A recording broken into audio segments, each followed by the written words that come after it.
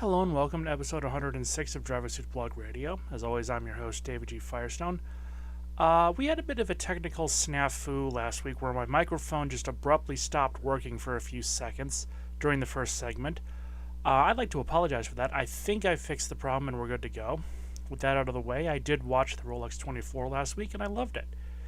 Like I said before, I'm not an endurance car guy, I'm not a sports car guy, but this was always a great week for racing, with the Rolex 24 and the Clash within a 7-day period. I'll talk about the Clash next week. Now, a news article came out as I was writing the notes for this story. Apparently, Formula One has applied for a trademark for the Chicago Grand Prix. I don't think the Chicago Grand Prix is going to happen. Looking at what happened with the Las Vegas debacle is a factor, and also I just don't see the city or the citizens of Chicago getting into it as much. Now with that, let's talk about our big news story about the Chicago Street Race. So for the 2023 Chicago Street Race, Chicago spent $3.5 million on overtime for construction costs, overtime for police, of which NASCAR only paid about $62,000. Well, in a new deal that was announced last week, Chicago will get more money. According to a Chicago Tribune article by A.D. Quid, link in the description, quote, when Mayor Brandon Johnson announced NASCAR would be returning to the streets of downtown Chicago this summer, he touted a better deal for the people of Chicago by reducing the setup and takedown time and securing extra money to give us the ability to pay for some of the costs that occurs as a result of the race. Now, such a deal has not been codified between the city and NASCAR according to open records requests received by the Tribune earlier this month. Rather, NASCAR and the city have only so far reached a verbal commitment in which NASCAR said it would chip in an extra $2 million payment this year, and that the Johnson administration said it hopes it will help the city turn a profit on the event. The additional $2 million is still well short of the $3.5 million in overtime and construction costs various city departments spent on the inaugural race last summer. These costs included $2.16 million for the city's transportation department on road improvements and extra pay, $1.4 million in police OT, and $50,000 in OT for city emergency management workers. Including a base $500,000 fee to transform the streets around Grand Park into a 2.2-mile racetrack and $120,000 for the district's cut of ticket, food, beverage, and merchandise sales. On top that off, NASCAR said it paid $1.8 million in amusement taxes to the city and county for tickets sold. While a study released by the city's tourism arm, True Chicago, showed the 2023 event generated nearly $109 million in economic impact, that was less than the estimated $113.8 million NASCAR initially projected, and those dollars don't go directly to paying the hard costs of overtime and construction. End quote. Now, with the big TV numbers that NASCAR generated for the street race, it's clear that everyone involved, Chicago, NASCAR, and NBC, want this race to continue, and it's not hard to understand why NASCAR wants to placate Chicago and its citizens. Now, if those numbers are similar to 2024 as they were in 2023, that is yet to be seen. It's clear, though, that most involved want the race to come back, but the contract renewal hasn't been finished yet, but that is an issue for another day. Now, there is an issue about this in terms of Chicago's sports, because the story came out at a time where the city is facing not one but two teams unhappy with their stadiums.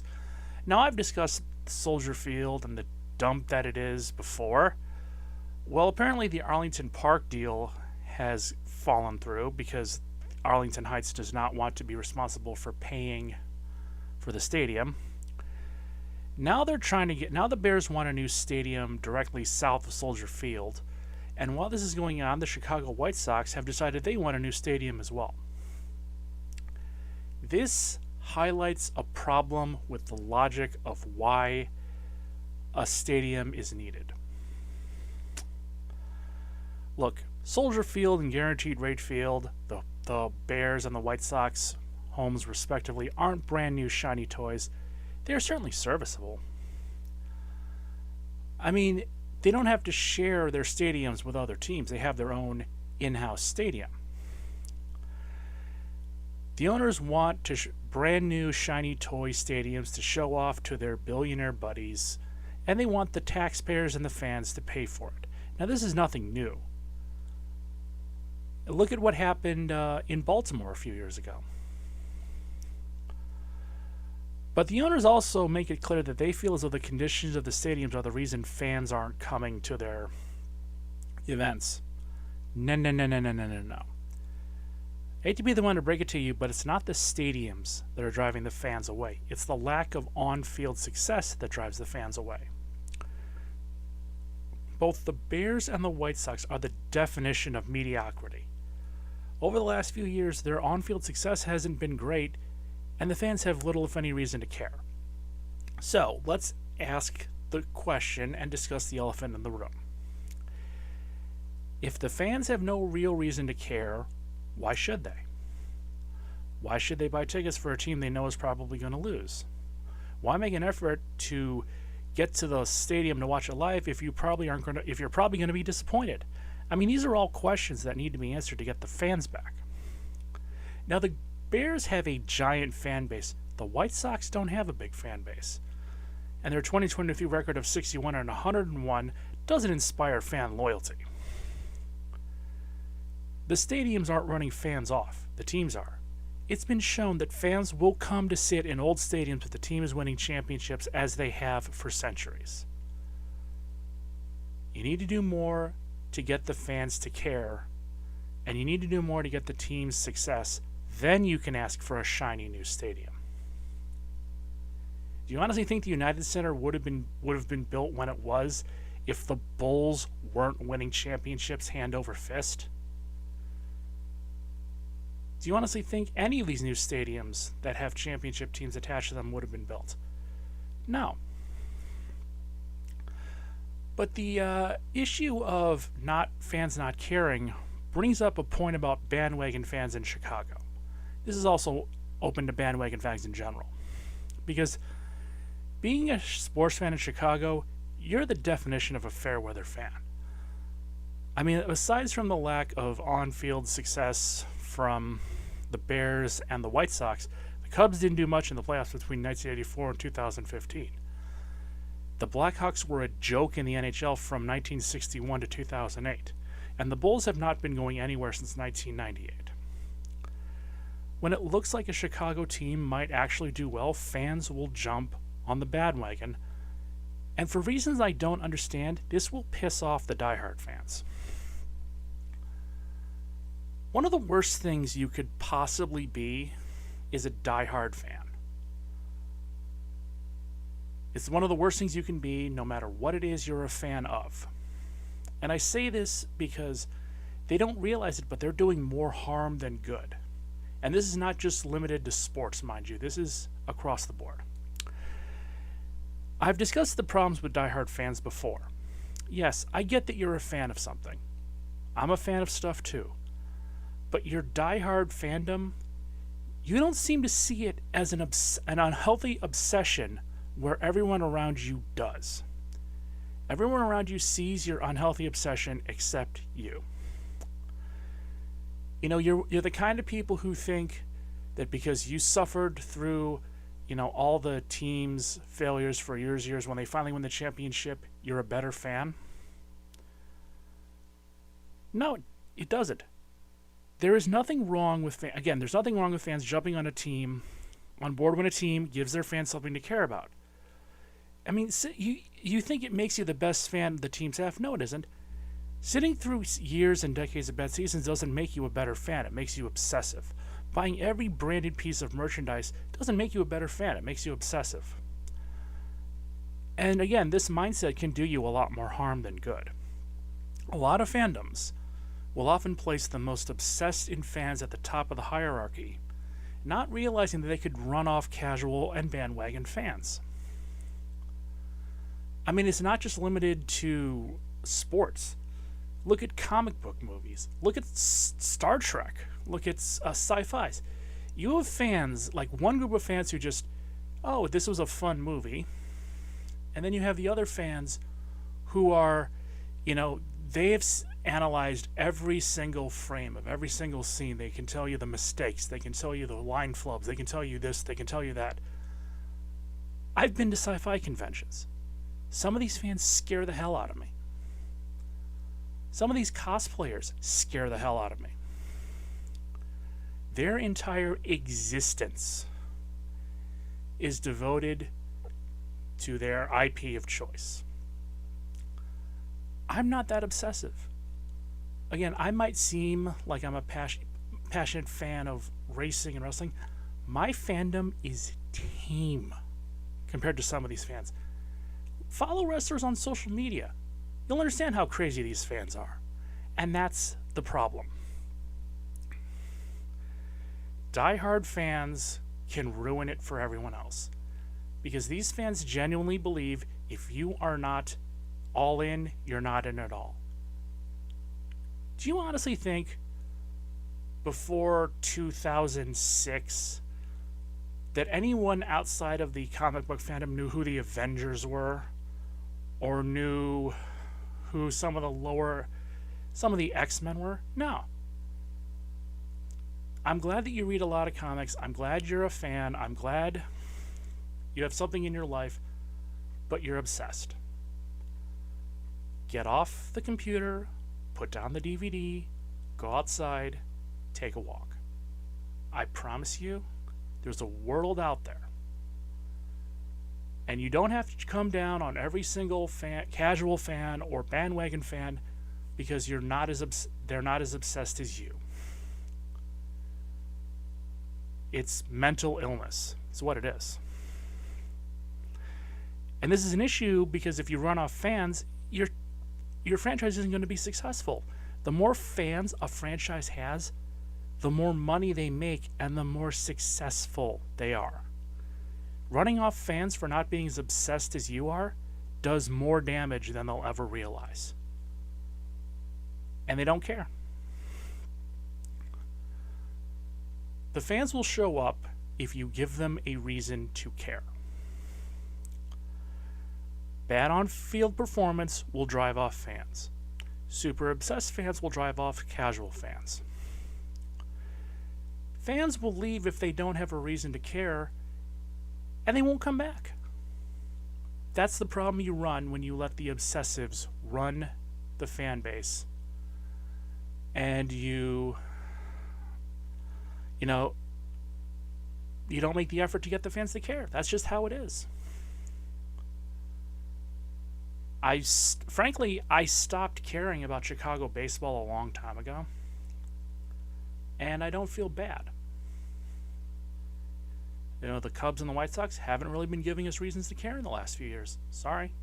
If they do well, I'll come back. If they don't, I won't. But I'm not going to be fully committed to something if I'm going to be disappointed. And that's exactly what the team owners don't realize. We don't want to be committed and disappointed at the same time. So when you start putting championship teams together and winning, then we'll give you a brand new shiny toy. You want a toy? Earn it. And the Bears and the White Sox haven't figured this one out yet, nor will they ever. Oh, and the White Sox are planning to go to Memphis, I think it was. Like you're going to have a fan base there. Like Memphis is going to give you... again, they were 61 and 101 last year. They're not going to give you a $500 million or a $1 billion stadium. Are you crazy? Earn our fandom back, and you can have a new stadium. That's the deal I think we should propose. With that, I'm going to take my first break, and we're going to be talking about Vince McMahon next.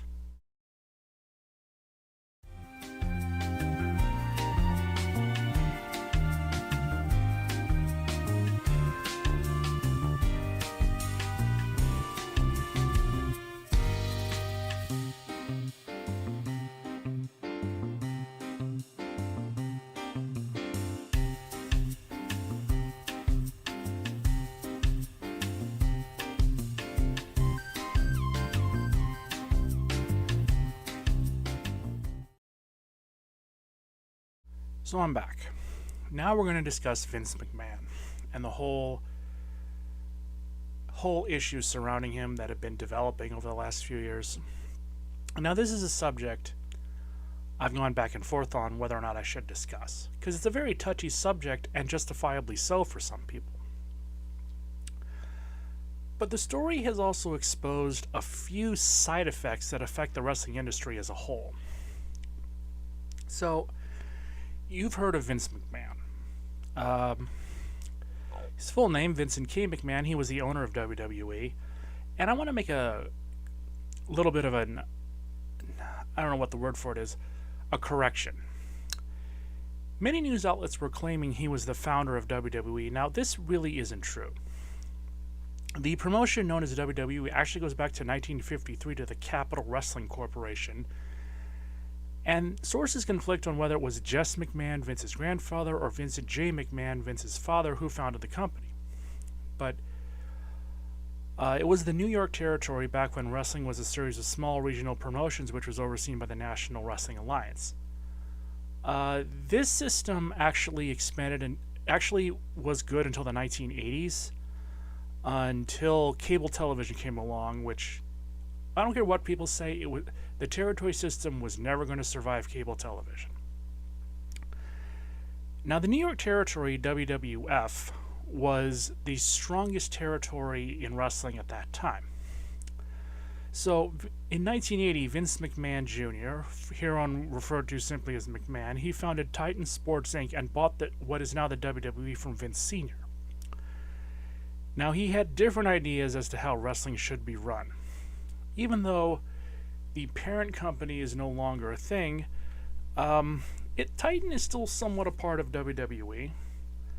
The big screen at events is called the Titantron, and the former WWE headquarters in Stamford, Connecticut was known as Titan Towers.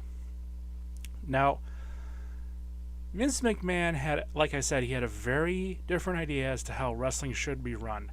And according to a 2014 article from Sports Illustrated, link in the description, quote, "In the old days, there were these wrestling fiefdoms all over the country, each with its own little lord in charge.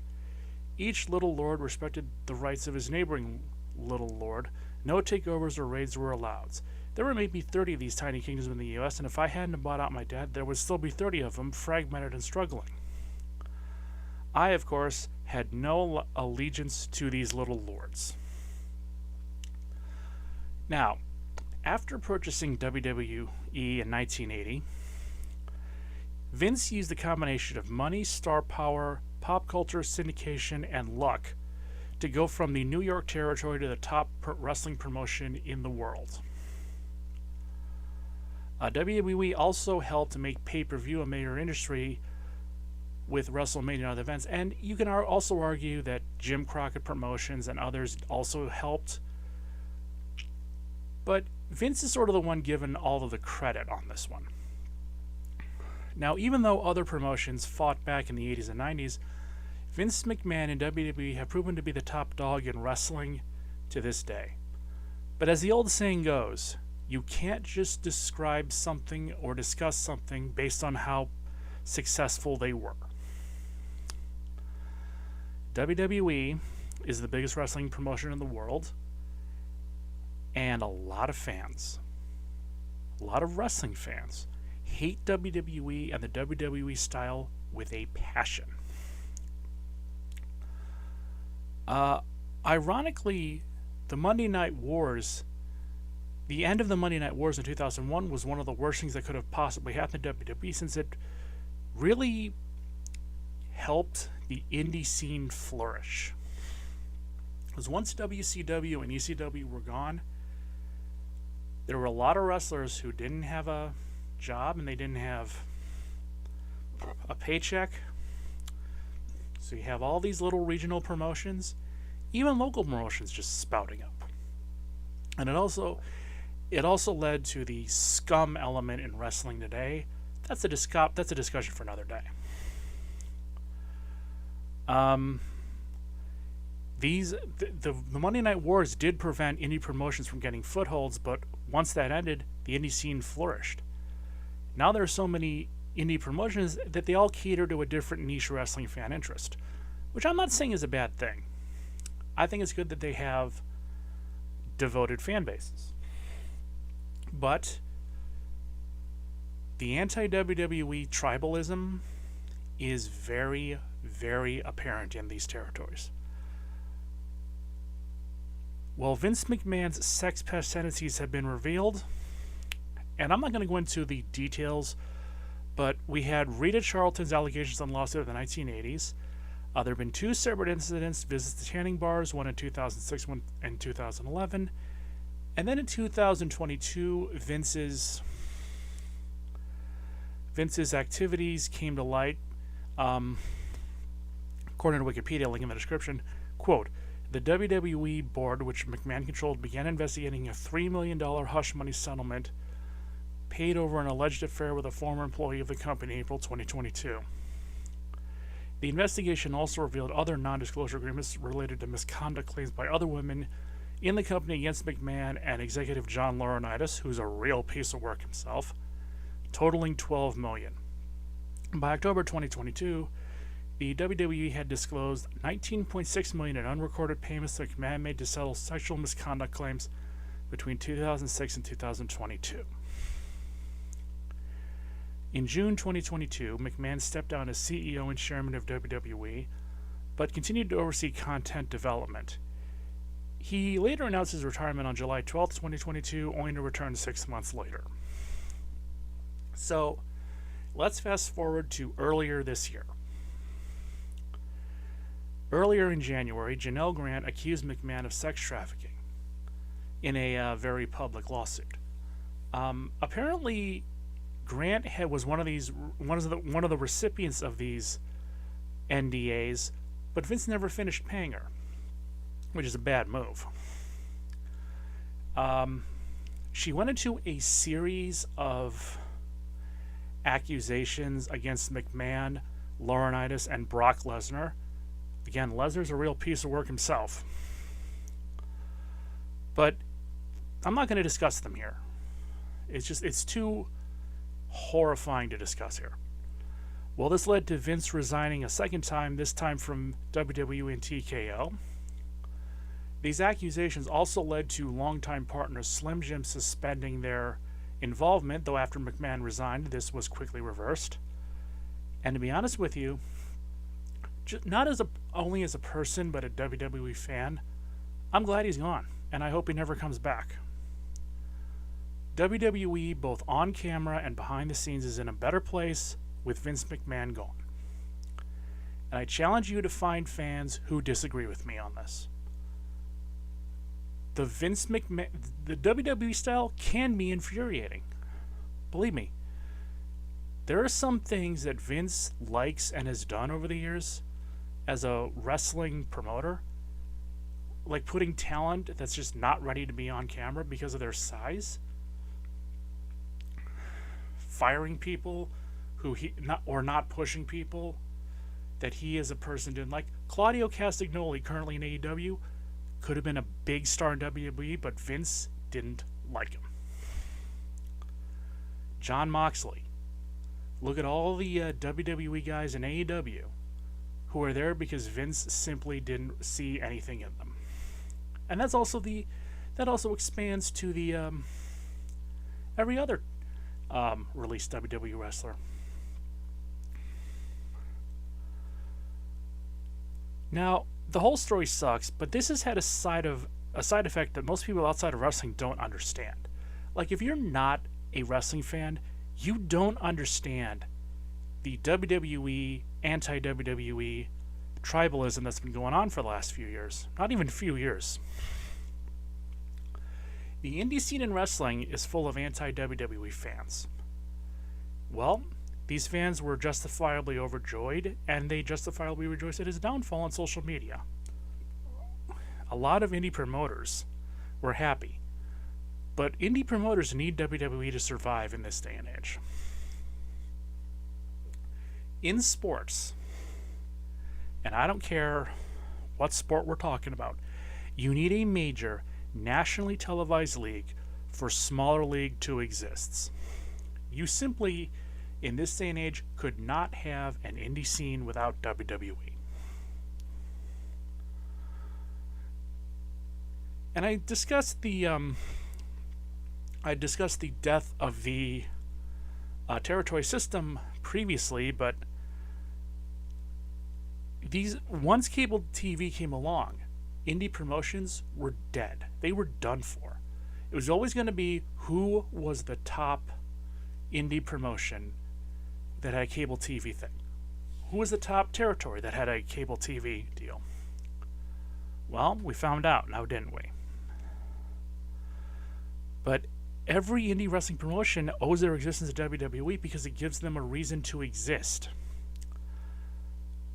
How can you be independently alternative to something if there's nothing to rebel against? How can you change the landscape if there's no landscape to change? That's the issue here. Indie fans can hate wrestling all they want. Everyone knows that the wrestling industry as a whole is dependent on WWE's survival. And this tribalism has a side effect in this respect because while the WWE versus the Indies could be compared to Coke versus Pepsi, there's a major difference. Yes, it's well known that Coke and Pepsi are two enemies fighting for their piece of the pie, but it's been shown that if the pie itself is threatened, they will put aside their differences. Pepsi alerted Coca-Cola to one of their former employees trying to sell them the secret formula a few years ago. Okay, so they have done this before. WWE versus the Indies isn't the case.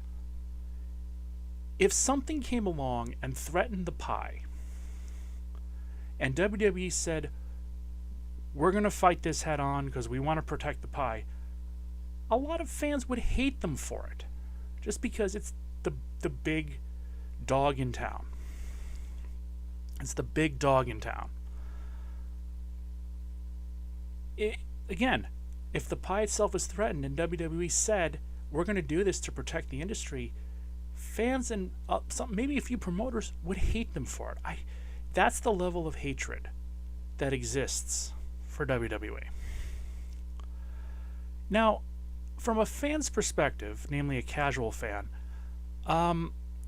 most indie wrestling fans are on the same level as indie music fans or indie film fans. They think they're the smartest and best fans on the world for not liking anything mainstream. But I hate to break it to you, this idea negates the fact that a lot of independent music, films, and wrestling just aren't very good. Okay? Here's a fun story from my college days. I took a radio course in college, and I had my own show on campus radio for one semester when the other 3 people in my group dropped out. Now, during that time, we'd gotten a sponsor in the form of a local music promoter who was running a small show in a bar on a Saturday night, and I ended up getting a free ticket. Having nothing else to do, I figured, I'll go check this out. So I ended up going to the bar, which wasn't too far from my dorm, met the promoter, and I met the bands. The lead bands, like the main 3 bands were really nice and they were really good. The opening act, which was clearly done as a favor by the promoter. I cannot for the life of me understand how this would possibly happen otherwise. Their opening act was a bunch of spoiled, rich suburban kids who clearly all listened to independent music because they thought it made them cool. They were snotty, they were arrogant, they were questioning why I was there. And they didn't think I had what they called indie cred. And I'm sitting there just stewing listening to this, because I've been promoting this show on my radio show for like half a semester, and you're sitting there thanking me for this by basically saying that I'm not the same level of snob you are. Well, as it turned out, they were the opening act for a reason. They weren't very good. But that right there is how a lot of indie fans act, be it wrestling, be it music, be it film. They have their favorites, they know more than you, they're smarter than you, they're better than you, and if you don't agree with them, you're an idiot. They don't really care. Just because something is mainstream doesn't automatically mean it's bad. I do a lot of beer sampling on my other YouTube channel. I can do something from some local brewery and I would hate it. I could do something from a local brewery and I'd love it. I could do a national macro brew and love it. I could do a national macro brew and hate it. I judge based on results as opposed to hype. And a lot of them are like the Lisa Simpson. Like, they have their own favorites. They think they know everything, but they're not as smart as they think they are. I'll give everything a chance, because that's what enthusiasts do. You could give something a chance and love it. You could give something a chance and hate it. But if you're holding everything to a similar yardstick, that's what you get. If they like something, great. If they don't like it, oh well. But indie snobs, be it music, wrestling, or film, are insufferable. And that signifies how bad the divide is between indie wrestling fans and mainstream wrestling fans. The divide is so great between these promotions that if something came along and threatened the industry as a whole, they wouldn't band together. That's just how bad it's gotten. I mean, if the United States and the Soviet Union continued to fight Nazi Germany, do you honestly think that every wrestling fan in the United States couldn't team up to prevent a threat to their product? Come on. And again, it's possible to like something without being obsessed with it. The obsessive fans don't get this. That's why nobody likes them. And realistically, it's never going to change. I wish it would. And with that, I just can't take any more today. I'm done. I'm going to end things here. I'll be back next week. I'm Dave Fowles on the Evil Eye. Comment, subscribe, and I will see you next week.